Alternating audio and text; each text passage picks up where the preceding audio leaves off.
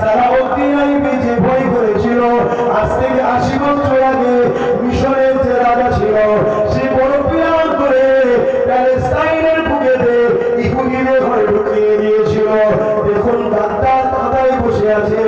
এই যুবকেরা তরুণীরা বাপেরা আপনাদেরকে আজ আমি বলে দিয়ে যাই, এই যে জাতির আজকে দুরবস্থা, আমার মসজিদ আজকে ধ্বংসের দিকে, আমার মাদ্রাসা আজকে ধ্বংসের দিকে, মুসলমানদের চাকরি নেই, মুসলমানদের শিক্ষা নেই, মুসলমানরা জেলেতে জেলেতে গিয়ে মিথ্যা কেসে ফসছে, বিভিন্ন জায়গায় মুসলমানকে মেরে মেরে ফেলা হচ্ছে।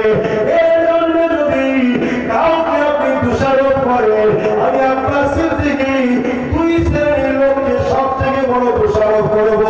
নাম্বার 1 হলো দাড়ি টুপি লিবাসে মৌলানা মুফতির ইউনিফর্মে একদল মুনাফিক উলামা যারা ইরানি হলো এই জাতির জন্য সব থেকে বড় গাদ্দার।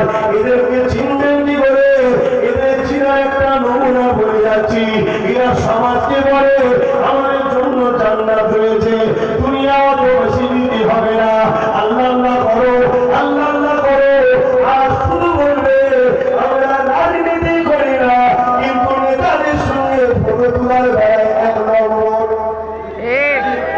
গাদ্দার গুলোকে চিনো, এই গাদ্দারদের জন্য আজকে আমরা শেষ। দ্বিতীয় যদি কাউকে আপনি দোষারোপ করেন, সেই দ্বিতীয় গাদ্দার হলো মুসলিম সুরাতে বড় বড় সব পদ নিয়ে বসে আছে।